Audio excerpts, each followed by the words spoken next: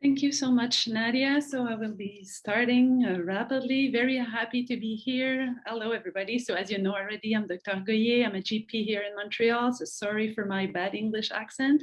I had a chance to be responsible for implementing IOD. We just started in last April 2021. Thank you, Rupi, for being here with me to present.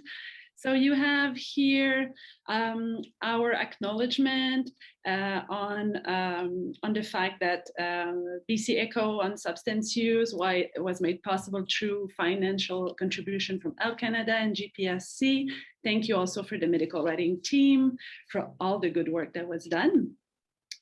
You have our speaker disclosure. So as for myself and Rupi, we have no relationship with commercial interest to disclose.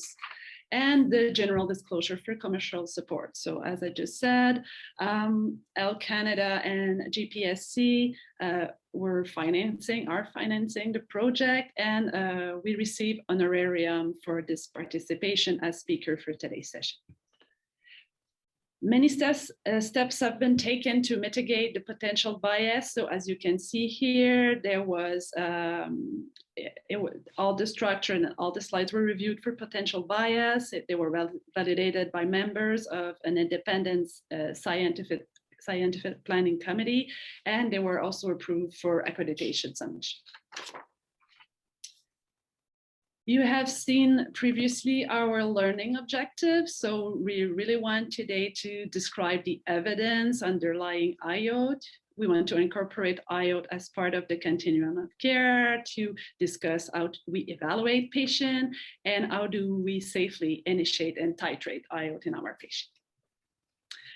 I think it's very important that you see IOD in the continuum of opioid use disorder care. And also, I think it's very important that we have this conversation with our patients, since most of our patients will see the choose of the molecule as a marriage and something you choose forever, and that this does not have to be this way.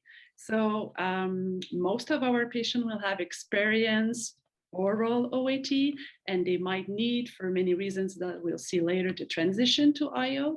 But also we can do the reverse. Maybe IOD is something we start here and now because the person is using a lot, his tolerance is very high, and he's in a very precarious situation. But maybe later on, when things stabilize, then we can switch back to oral.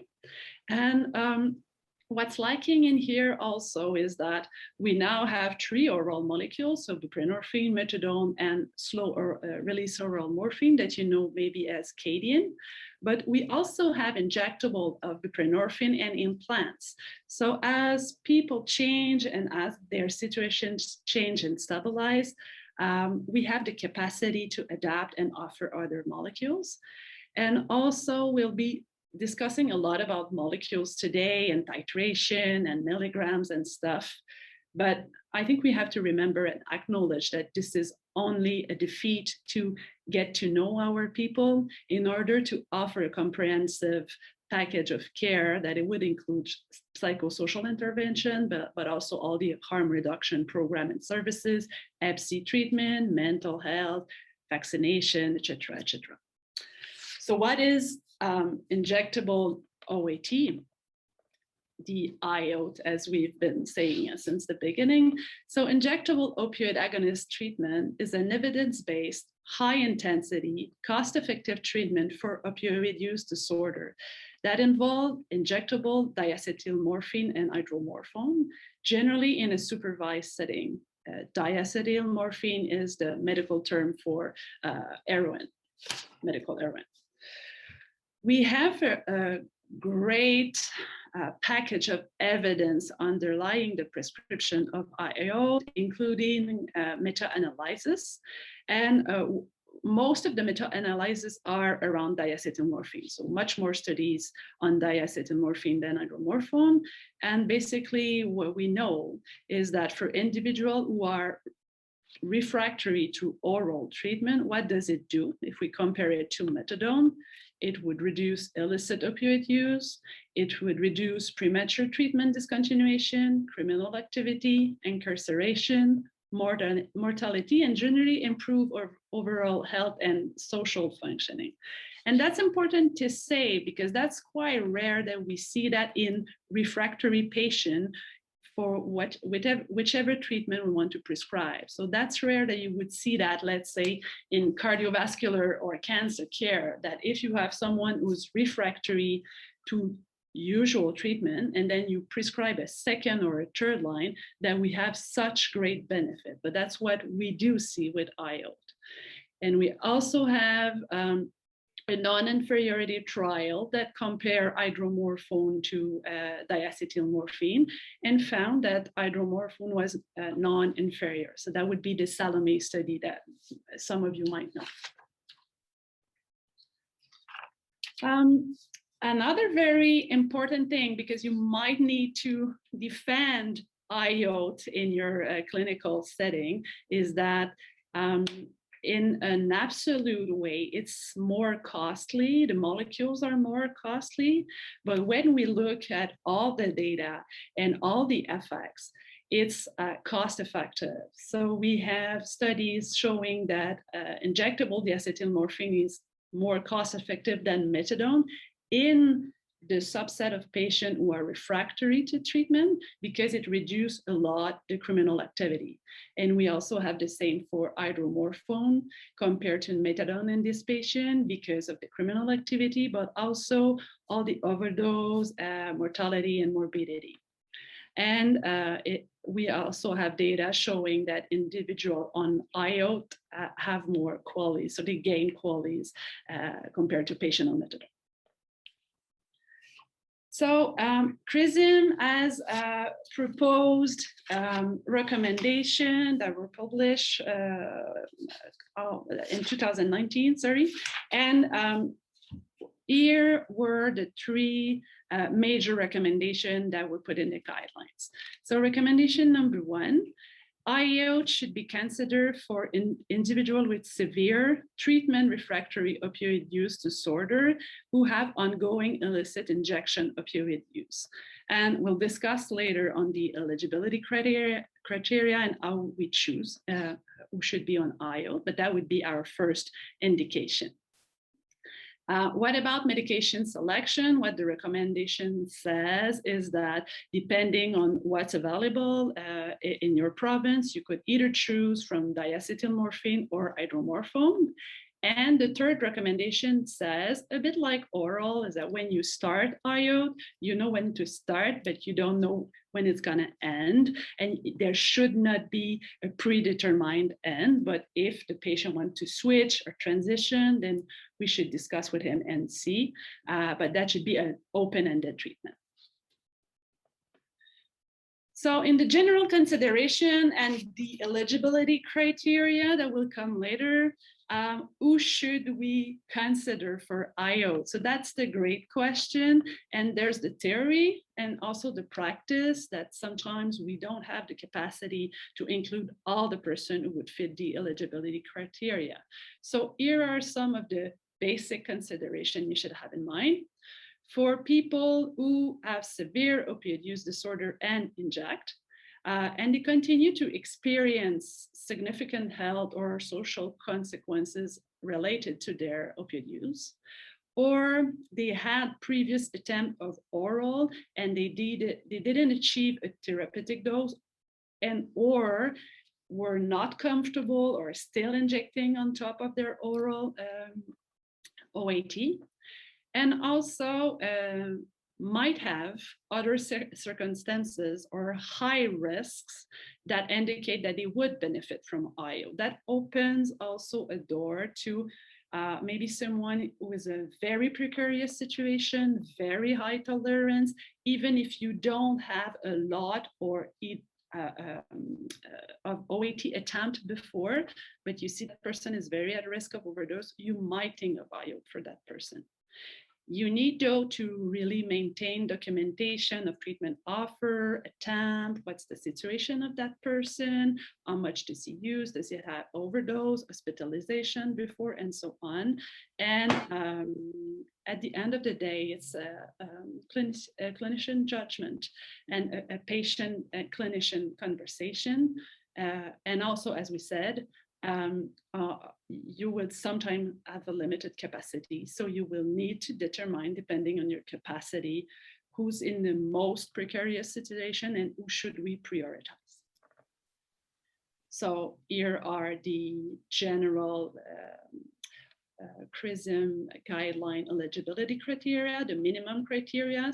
So you have to have a diagnosis of severe opioid use disorder in injection. You have to be currently injecting, and you have the capacity to consent to treatment. And not only to the molecule, but also to what it means to be in IOD, meaning coming to the clinic 2 or 3 times a day. So there's a commitment around the IOD that's also we have to discuss with our people. Additional consideration include the ability to come to the clinic or to the pharmacy, as we said, 2 or 3 times a day, the ability to self-administer the injection under supervision, or at least the willingness to learn, and previous experience with oral OAT or other circumstances, and risk that this specific individual would benefit from IO here and now. And the precarity of the situation, so significant risk and medical consequences of the injection as documented by overdose, hospitalization, incarceration, and so on. We could discuss that with a case presentation, but some caution should be exercised with specific population or situation, including youth or elderlies, pregnant person, individual who use substance like alcohol, benzos, and Z drugs because of the risk of overdose and sedation. And that should be something you would screen for every patient before you start IOD, and on a regular basis. And individual with chronic medical condition, including renal failure, pulmonary dysfunction, hepatic dysfunction, and sorry? Good, how are you doing? Sorry. Maybe if people can mute yes, their mics. And finally, you will have, on a case by case, always to weigh what's the risk am I putting my person through with prescribing high dose of opioids, depending on who's that person, what drugs, substance, medication, and medical condition this person is going through. Some general caution for treatment as other opioids and regular oral OAT. Long-term opioid may lead to some endocrine issues such as hypogonadism, but also for some very rare patients, hypocorticism. You need to consult a pharmacist or to have a drug interaction site for drug-drug interaction, much less than with methadone, but still we have to have it in mind. And for sure, individual with coagulation disorder, if it's a major issue, should not be on IO if possible, since you would be injecting 2 or 3 times a day.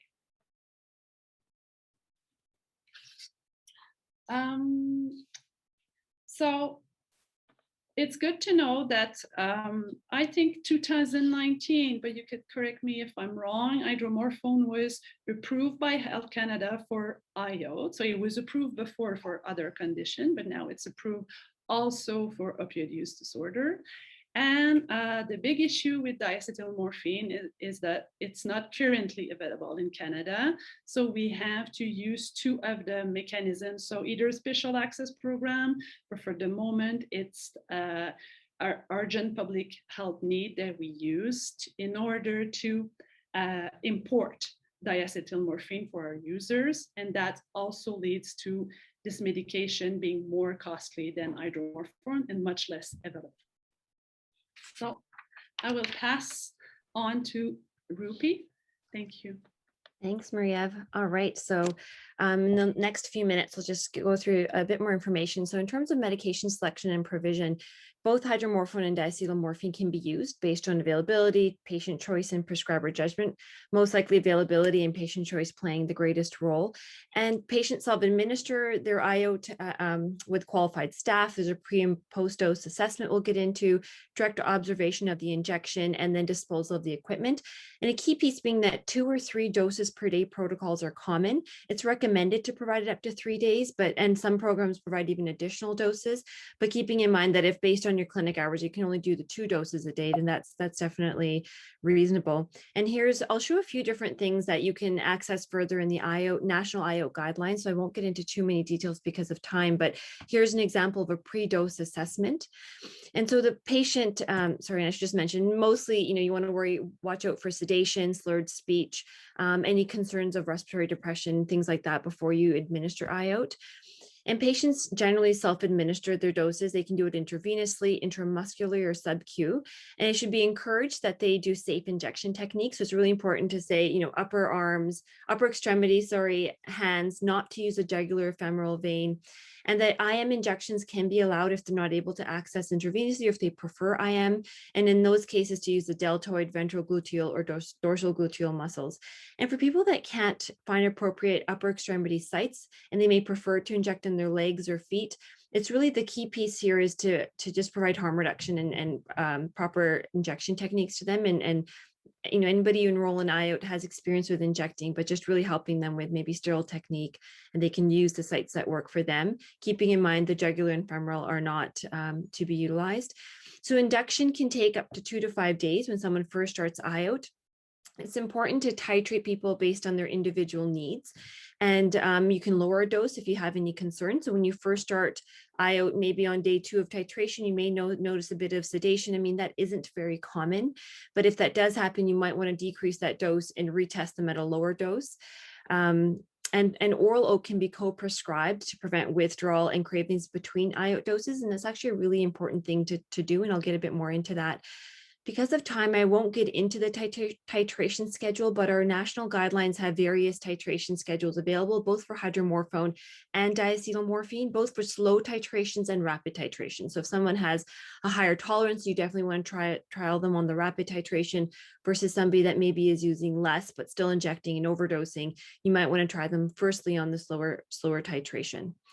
And a really important point that I wanted to bring home is the co-prescription of oral OAT. What we've seen over the last few years in Vancouver prescribing IOD is that being able to titrate somebody on methadone or slow-release oral morphine is quite effective in supporting them with success with IOD, considering it can help them with withdrawal and cravings in between doses. And some patients may not want that, so it doesn't need to be a criteria, but if they would agree, you would want to titrate your oral OAT just based on the national guideline or your provincial guidelines. And they can really take it any time of day. It is recommended that slow release oral morphine is taken around the same time of day. In terms of stabilization, there's no therapeutic dose that's been established for IOD. It really depends on the patient and their needs. And you want to really titrate somebody so they no longer experience withdrawal symptoms between IOD doses. And also to keep in mind that you really want to consider IOD like you would oral OAT. So you want to also help mitigate their cravings, ongoing illicit opiate use. And those are all reasons to continue to increase the titration until they feel that they're more stable. But also if someone's reporting more early morning withdrawal, to maybe increase their long-acting oral OAT, and that might help support that. And then there are some recommended dose increases and dose maxes that I'll go through really quickly again, just because I only have a few minutes left. But when you increase somebody each day for hydromorphone, you can go up by 10 milligrams per dose or 20 for diacetylmorphine. And maximum daily doses are listed here that I would recommend you reference back to the guideline for a bit more information on that. Missed dose protocols, there's a few different types, but based on our national guidelines, for somebody that's not yet stable and they're titrating, if they miss 3 consecutive doses, you want to restart their titration. For someone who's stable on a maintenance dose, if they miss 6 doses or 2 days, you just want to check in with them, see how they're doing. And if the patient's looking, there isn't any sedation or concerns, you just continue the usual dose. You may need to decrease the dose, but that's not likely. But it's really if someone misses 9 consecutive doses or 3 days that you want to retitrate them. For continuing care, something that Marie-Ève got into really well is that IOT should be part of an open-ended treatment. You want to do ongoing assessment and adequacy of dose, ensure there aren't any harms being done. And then that, patients come to your clinic twice or 3 times a day, every day, and you have these post-dose assessment windows where you can really use that opportunity to talk to your patients about other things that they may need, mental health support, harm reduction, education and supplies, and then of course, other primary care needs. And a quick point that, urine drug testing is, something that you can do, but ultimately IOT has low risk of diversion. They have a high frequency of contact with care providers. So there's no need for callback urine drug tests. And, for maintenance of your charts and you're prescribing OUD, you want to sort of see what other substances they may be using. That's something that you can definitely do. And then treatment transitions. Treatment intensity can be continually adjusted to meet a person's need and circumstances, but it shouldn't be a permanent change. Someone may find IOT very onerous and they want to come off, they go switch over to oral OAT, but then after a week or two decide they really need to get back on IOT. So that open in and out of treatment should be an option for them, just like people can be in and out of OAT treatment. But again, keeping in mind what Marie-Ève mentioned, that some places have limited capacity and that may not be as easy of a transition, but something that we should try and keep in mind for our patients to be able to do. And that sometimes people may want to transition to oral OAT and they may be appropriate or necessary. And this really should be patient-led. But if they're finding that they're not benefiting from IOT, if they really want to have less of a onerous schedule with their opiate treatment, those are reasons to transition. And sometimes people just may have a change in their health status. And if they are no longer tolerating IOT, then that might be a reasonable time to try and switch them over as well. Ongoing substance use, just a quick point, just like oral OAT, people may use stimulants or other substances, and it's not an indication to penalize them or withhold their IOT. Of course, with alcohol and benzos, if you're noticing any concerns of sedation, that's definitely a different consideration, and you want to help treat their benzo use disorder or their alcohol use disorder. And again, if there's instances of sedation, you may want to then have a conversation of whether transitioning to oral OAT may be an option. But for the most part, really the goal is to just engage them in care when it comes to their other substance use while you continue their IOT if that's safe to do.